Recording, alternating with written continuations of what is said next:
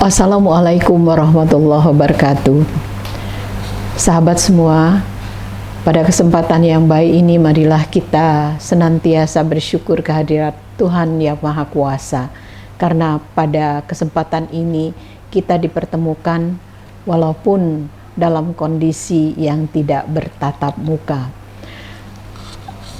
Sahabat semua yang saya hormati, Koordinator 1 Pena Sumatera Selatan, teman-teman penulis, baik penulis fiksi maupun penulis non-fiksi yang sempat hadir, teman-teman 1 Pena yang sebentar lagi sebagian mungkin akan dilantik sebagai pengurus 1 Pena. Pertama kali saya mengucapkan terima kasih kepada Koordinator 1 Pena Sumatera Selatan, dalam hal ini Bung Anwar Putra Bayu, yang telah memberi kepercayaan kepada saya untuk berbicara, untuk membedah buku kumpulan puisi Anto Narasoma yang berjudul Di Bias Cahaya Matamu. Karena Anto Narasoma pada saat ini masih dirawat di rumah sakit, mari kita doakan supaya beliau diangkat segala penyakitnya, disehatkan kembali sehingga dapat beraktivitas seperti biasa. Dalam kesempatan yang baik ini saya juga mohon maaf kepada Bung Anwar Putra Bayu yang merupakan penggagas peristiwa penting ini, karena dengan salah satu sebab dengan demikian saya tidak bisa bertatap langsung dengan sahabat-sahabat semua, tetapi hanya lewat rekaman video ini saja. Sahabat semua, buku ini diterbitkan, maksud saya buku yang akan kita bahas ini atau buku Di Bias Cahaya Matamu ini diterbitkan sebetulnya pada tahun 2019 yang lalu oleh Aksara Pena, yang memuat lebih kurang 66 puisi yang ditulis dari tahun 1975 sampai 2013. Jadi lebih kurang 38 tahun. Saya yakin bahwa puisi karya Anto Narasoma pada rentang waktu yang kurang lebih 38 tahun ini tidak sebatas itu saja. Apalagi di mata saya, Anto adalah penyair yang sangat produktif menulis. Hampir setiap hari kalau saya membuka grup WA Koalisi Masyarakat Puisi sebelum ditutup oleh Bung Bayu pada tanggal 8 Februari 2022 yang lalu, hampir-hampir dapat dipastikan saya akan melihat tulisannya, baik dalam bentuk puisi maupun dalam bentuk esai singkat yang kontekstual dengan kejadian di seputar kita. Tidak jarang juga kita dapat menikmati share link tulisan beliau yang dipublish di berbagai media cetak. Di grup WA 1 Pena pun hampir setiap hari kita akan menikmati karya puisi dan karya genre lainnya yang di-share, baik yang belum terpublikasi maupun yang sudah terpublikasi di berbagai media cetak maupun media cetak yang diterbitkan secara online.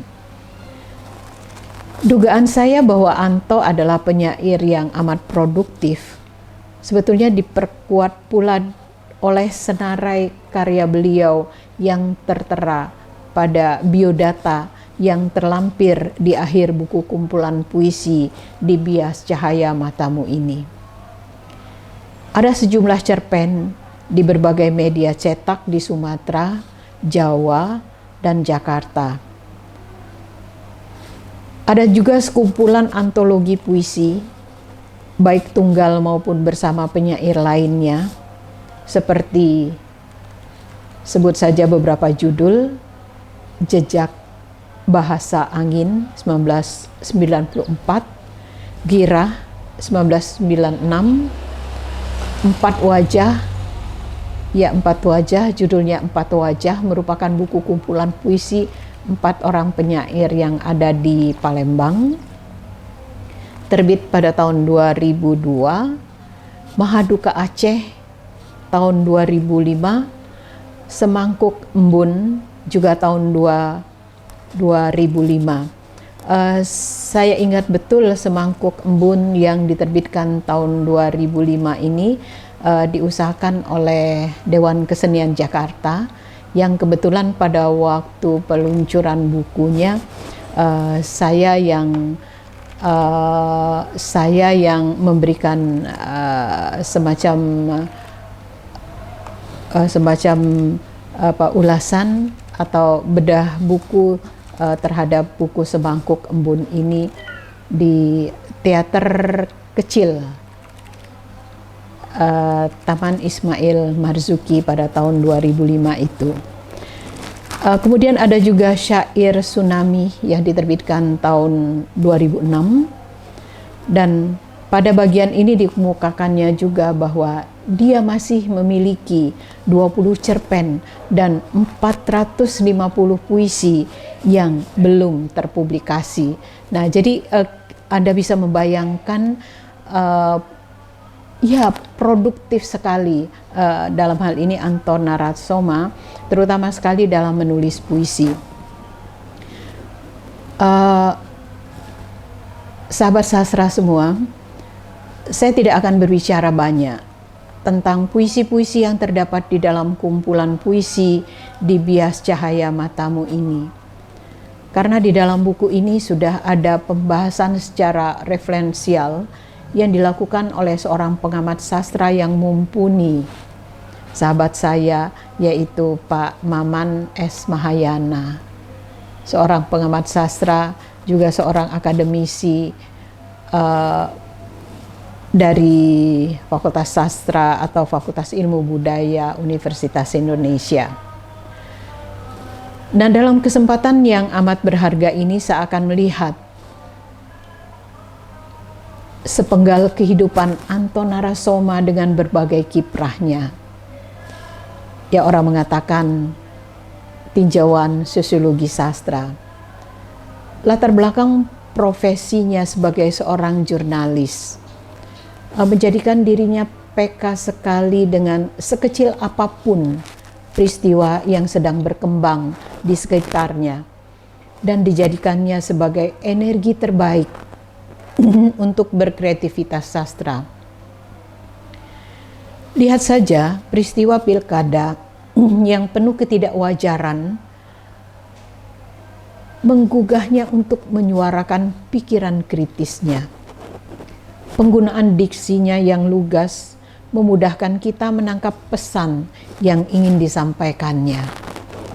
Puisinya berjudul Kecemasan pada Hari Pemilihan Kepala Daerah, yang ditulis tahun 2008 pada halaman 44 buku ini. Saya akan membacakan penggalan tersebut. Kecemasan pada hari pemilihan kepala daerah. Siapa yang kau pilih? Pertanyaan itu pun senyap. Hiruk pikuk kampanye yang diam-diam merantau ke bilik penentuan. Sedangkan pagi pucat enggan menceritakan suara-suara milik siapa. Sebab di antara wajah kaku para saksi penentuannya ada di sanubari. Siapa yang kau pilih? Kesetiaan rakyat mencari sesiapa bertumpu dari hitungan jari. Tak ada wajah lain mekar dari pucuk aroma bunga. Lalu klaim kemenangan menyerobot begitu saja, sementara mentari sore yang pucat seolah bingung dan terbatuk kecil. Sahabat sastra dan penulis, dari puisi ini kita bisa melihat bagaimana keakraban Anton Narasoma terhadap peristiwa yang terjadi. Peristiwa politik yang dilihatnya secara cermat dan dia memberikan evaluasi terhadap apa yang terjadi itu. Ya, sebagai seorang jurnalis, Anto juga berkesempatan melakukan muhibah dalam kerja ke berbagai negara. Tampaknya peristiwa ini tidak akan dilewatkannya begitu saja. Salah satu kunjungannya itu juga terabadi dalam salah satu puisinya yang berjudul Sungai Chao Phraya, yang merupakan salah satu objek wisata yang ada di Bangkok.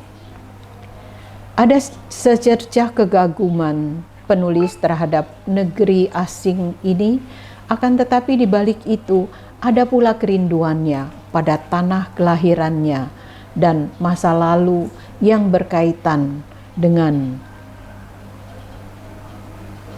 kebesaran kerajaan Sriwijaya, sekaligus kesadaran terhadap keberadaan Sang Pencipta. Berikut ini saya akan membacakan puisi tersebut. Sungai Chao Phraya. Berlayarlah di sepanjang pesona yang bergelombang kuil, kelenteng dan pagoda menyelam di terik matahari. Lalu ikan-ikan menyapa di pinggir dermaga. Kita diajak untuk berwisata ke sungai Chao Phraya ini, yang memang kalau kita berada di atas perahu-perahu atau kapal-kapal kayu yang mengantarkan kita, kita akan menikmati bagaimana lompatan-lompatan ikan-ikan yang kalau kita lihat tampaknya seperti ikan patin yang banyak sekali sering dikonsumsi oleh masyarakat kita. Nah, tampaknya dalam puisi ini Anton Narasoma juga membayangkan atau dia membayangkan bagaimana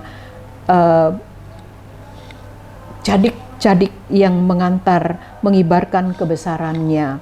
Kebesarannya dalam hal ini merupakan pesan-pesan religius yang kita jumpai pada suasana yang ada di Bangkok dalam hal ini, karena kalau kita menikmati suasana yang ada di sana, seakan-akan sepanjang 24 jam kita akan mendengarkan kitab Weda diperdengarkan di pagoda-pagoda terbesar yang ada di sana.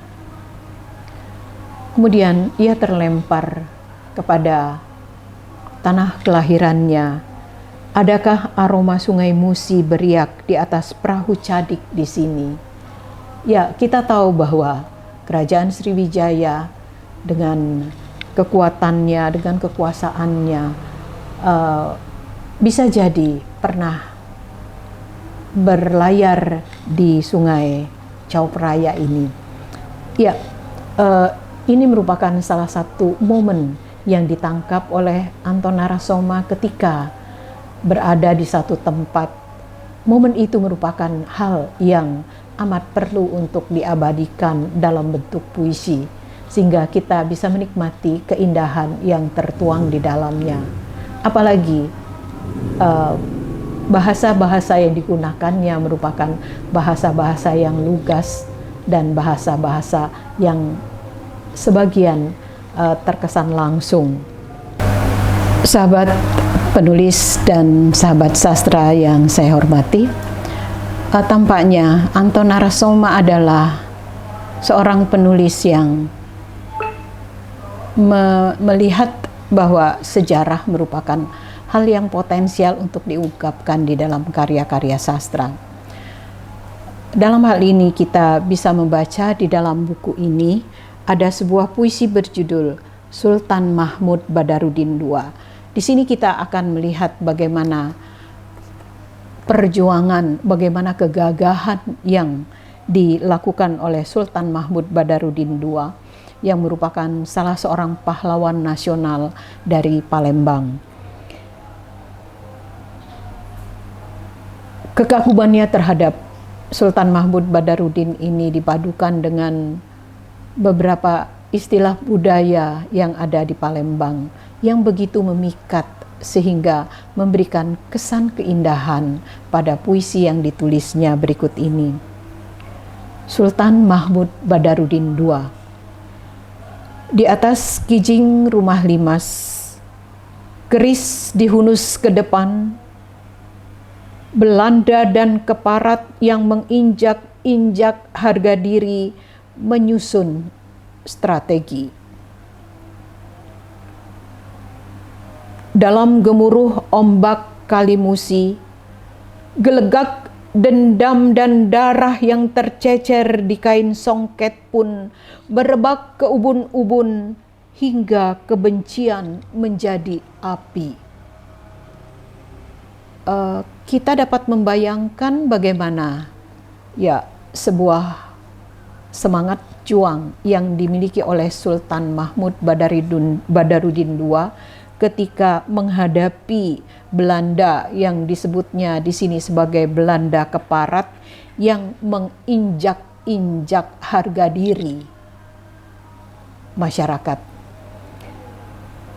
Dan ketika sampai kepada hingga kebencian menjadi api, saya teringat pada salah satu larik puisi Hairil Anwar yang berjudul Diponegoro, dan bara kagum menjadi api. Dalam hal ini hingga kebencian menjadi api. Tidak masalah, yang jelas bahwa Anton Narasoma dalam hal ini berhasil menggambarkan bagaimana semangat juang yang dimiliki oleh Sultan Mahmud Badarudin sampai kemarahannya itu merebak ke ubun-ubun hingga menjadikan kebencian yang luar biasa terhadap penjajah, dan hal inilah yang menyebabkan semangat juang yang dimiliki oleh Sultan Mahmud Badarudin II. Jadi peristiwa sejarah yang melingkupi lingkungan yang ada di sekitarnya juga merupakan hal yang mendapat perhatian luar biasa dari Anton Narasoma ini. Sahabat pencinta sastra, tadi saya kemukakan bahwa Anton Narasoma sekarang sedang dirawat di rumah sakit, dan dalam keadaan sakit pun Anto tetap menulis puisi, dan puisi yang dia tulis bukan sekedar mengeluhkan sakitnya, tetapi puisi ini juga menggambarkan bagaimana perenungannya, bagaimana kontemplasinya terhadap kehidupan, terhadap dirinya di mata Sang Halik, bagaimana kedudukan dia ketika sakit, ketika didera oleh penyakit yang dideritanya. Dia menyadari bahwa dia bukan apa-apa bila dibanding dengan Sang Halik yang menguasai dirinya.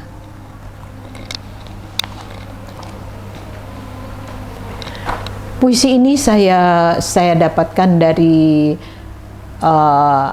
WA grup Satu Pena yang ditulis oleh Anton Narasoma, yang di-share-nya ke grup itu pada tanggal 23 Maret, jadi baru kemarin. Oh Tuhanku, selimuti aku. Aku seperti kapas ketika diterbangkan takdir ke ruang perbatasan antara ruang kehidupan yang busuk penuh bangkai.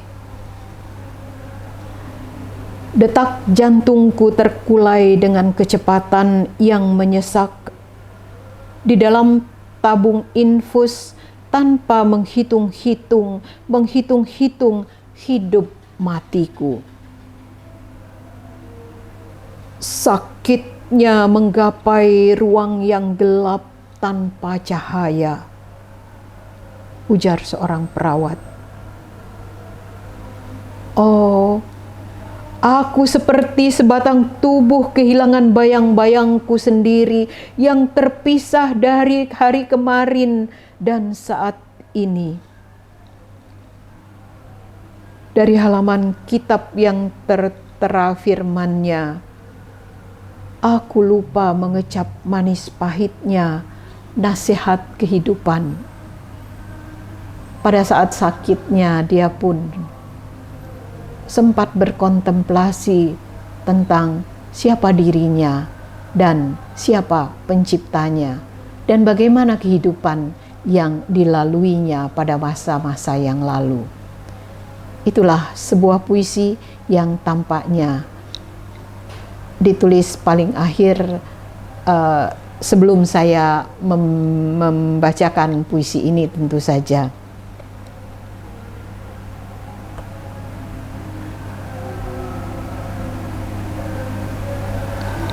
Sahabat pencinta puisi, sahabat penulis fiksi dan non-fiksi yang saya hormati, kita juga mengenal jejak kehidupan Anton Narsoma ini sebagai seorang dramawan, sebagai seorang pemain teater bersama-sama Anwar Putrabayu dan kawan-kawan pada masa jaya-jayanya teater pada tahun 80-an, 90-an ya, bahkan diawali 70-an. Dia sudah berkiprah di teater, di dunia teater sebagai seorang aktor.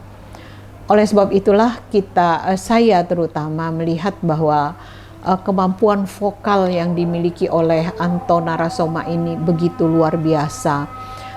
Terutama sekali ketika dia membacakan puisi, kita betul-betul dibawa hanyut terhadap puisi-puisi yang ditulis dan dibacakannya sendiri. Ya, sahabat Satu Pena, saya rasa cukup sekian yang perlu saya sampaikan sehubungan dengan puisi-puisi Anton Narsoma yang terdapat dalam puisinya Di Bias Cahaya Matamu. Sebagaimana tadi saya kemukakan bahwa saya tidak membahas secara keseluruhan puisi-puisi ini, karena puisi ini pada kata pengantarnya sudah ada pembedahan secara luar biasa terhadap puisi-puisi yang terdapat di sini. Sekali lagi saya merasa tidak perlu lagi mengulas puisi-puisi ini, dan waktu maghrib sudah tiba. Saya rasa cukup sekian yang saya sampaikan. Terima kasih atas perhatian sahabat semua, dan sekali lagi saya mohon maaf bahwa kehadiran saya di sini tidak dapat secara langsung, tetapi melalui video yang saya sampaikan ini.